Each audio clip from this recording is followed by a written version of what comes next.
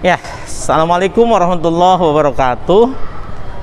Kembali saya berada di Selasar sebelah selatan dari Masjid Raya Sumatera Barat yang indah ini, yang megah ini. Dan tadi di bagian luar, sekarang saya masuk ke dalam, dan ini persis pintu masuk dari bagian selatan Masjid Raya Sumatera Barat.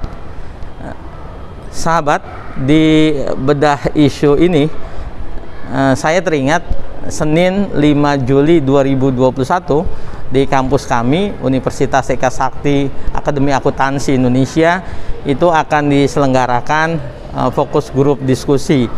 Pesertanya para akademisi, kemudian penyelenggaranya dari Kepolisian Daerah Sumatera Barat, Polda Sumbar, dalam hal ini bidang hukum. Jadi Bu Kabid hukum itu menyelenggarakan FGD dengan topik besarnya adalah bagaimana nagari tangguh hukum atau nagari tagih di bidang hukum. Tagih itu bahasa Minang yang artinya tangguh. Nah, sahabat, saya ingin membuat prolog untuk persiapan kita, karena pada saat acara itu saya menjadi pengucap tama atau keynote speaker.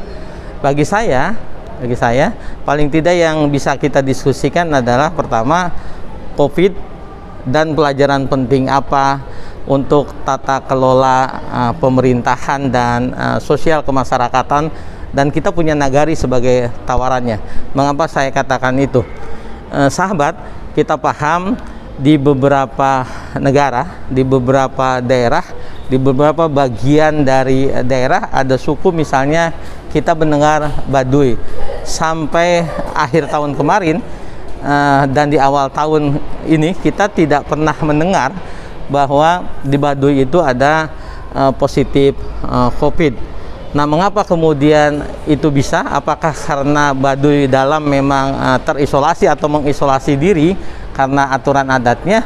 Bisa jadi ya, tetapi ketika kepala desanya atau yang disebut dengan nama khas di Baduy itu ditanya mengapa Baduy kemudian masyarakatnya tidak dijangkiti COVID, dijawabnya kalau bahasa kita tentu karena kearifan lokal Baduy. Masyarakat Baduy itu rata-rata ketika ia bekerja, semuanya melakukan pekerjaan di ladang, di sawah masing-masing, di kebun, atau menggarap hutan adat yang ada di Baduy itu. Nah, masyarakat yang seperti itu tentu saja secara physically dia terus melakukan aktivitasnya, dan itu yang membuat tambah imun. Lalu kemudian kepala desa di sana juga menyebutkan mengapa kemudian Baduy menjadi suku yang tangguh terhadap COVID, karena ketika orang Baduy suku luar itu mau masuk, bagian luar itu mau masuk ke dalam, itu harus melakukan serupa isolasi dulu karena sudah disiapkan ada tempatnya. Lalu kemudian ketika orang Baduy yang kemudian tadinya bekerja di luar itu mau masuk juga dilakukan yang sama, dan yang dari dalam itu tidak juga keluar. Itu paling tidak mengamalkan salah satu ajaran sunnah Rasul kita. Sahabat, di bagian lain Baduy juga ketahanan pangannya kuat. Mengapa?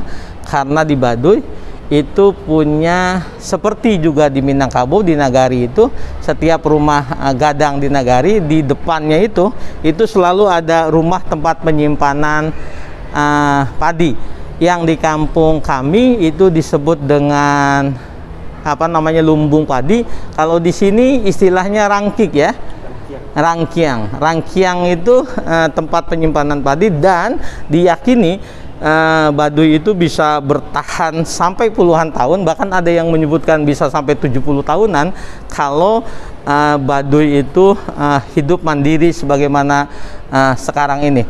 Nah, Baduy kemudian menjadi suku yang tangguh dan kemudian bisa melawan COVID.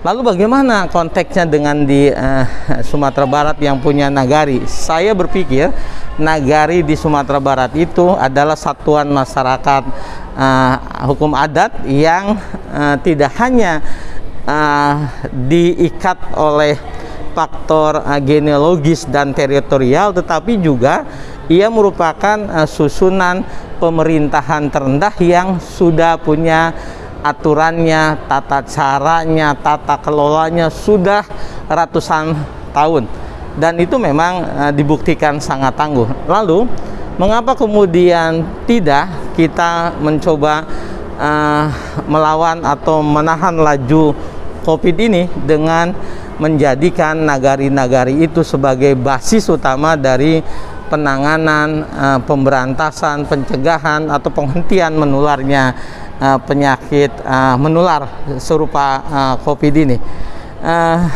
Patut dipertimbangkan basis pemberantasan COVID ini dengan menggunakan basis nagari. Tetapi tentu saja karena kita sudah bersistem bertata cara mengelola pemerintahan, tidak karena nagari itu merupakan satuan pemerintahan terendah dalam sistem tata kelola pemerintahan di Indonesia berdasarkan pasal 18 Undang-Undang Dasar itu dan Undang-Undang Nomor 23 2014 dan Undang-Undang Nomor 6 2014 tentang desa. Tentu saja harus banyak melakukan penyesuaian. Secara kewenangan tentu kita paham bahwa satuan tugas itu Satgas Covid itu berada di gubernur, kemudian wali kota dan bupati, atau orang yang kemudian didelegasikan oleh gubernur, wali kota dan bupati. Saya merasakan 3 orang keluarga inti kami di sini positif Covid. Kemudian di Jawa, di kampung juga positif 3 orang juga. Nah, ketika kami di sini penanganannya sudah sedemikian baiknya. Jadi ketika saya dinyatakan positif tanggal 11 Juni hari Jumat di rapid test yang berbayar di klinik, lalu saya kemudian memberikan informasi ini ke RS Unan, Rumah Sakit Unan. Lalu Rumah Sakit Unan meresponnya dengan baik dan kemudian menyatakan bahwa Pak Otong dan keluarga bisa melakukan tes swab usap PCR. Lalu besoknya hari Sabtu saya melakukan usap. Ketika hasil usapnya itu hari Minggu saya dinyatakan positif terkonfirmasi COVID-19, 3 orang, saya, istri saya dan anak bungsu saya. Lalu kemudian saya komunikasikan ini ke RT di Geraha Kasai kami tinggal.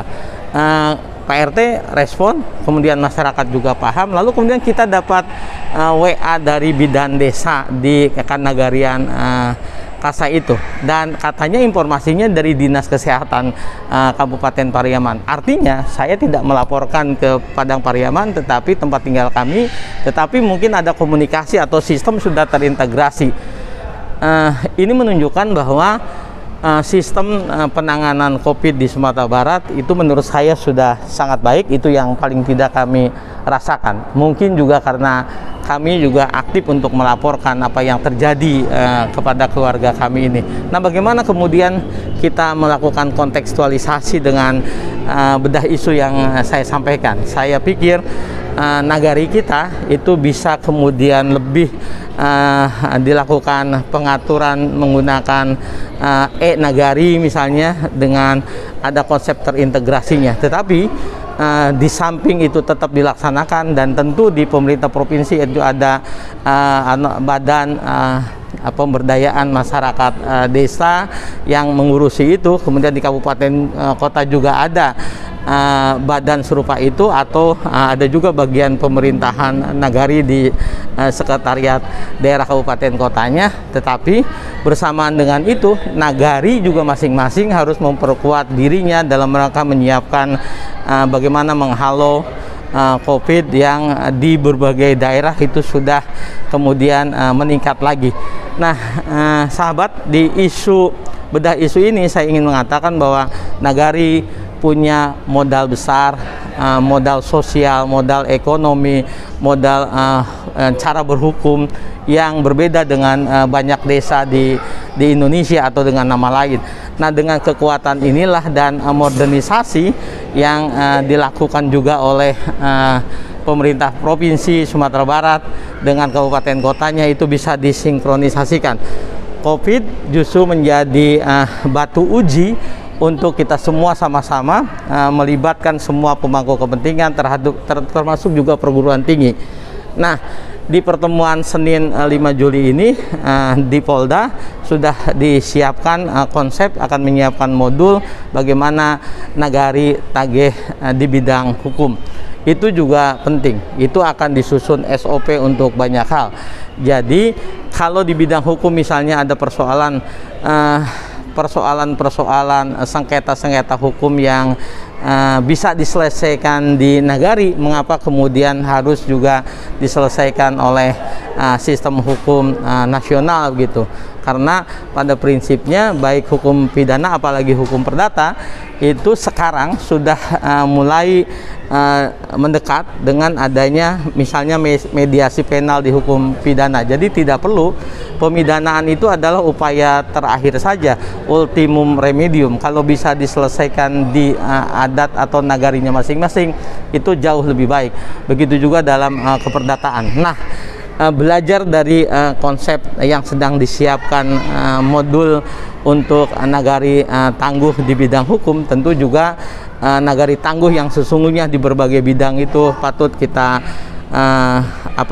pertimbangkan. Kali lagi, modal sosial, ekonomi, hukum dalam nagari kita ini sudah sangat kuat. Saya pikir tinggal kita lakukan saja upaya untuk melakukan modernisasi dengan tentu saja tidak meninggalkan ciri-ciri khas dari nagari itu. Saya pikir itu mudah-mudahan ada manfaatnya, dan setelah FGD di hari Senin tanggal 5 Juli mudah-mudahan saya juga bisa membuat video lanjutan yang lebih mempertegas posisi saya terhadap usulan besar yang saya sampaikan. Saya pikir itu. Terima kasih.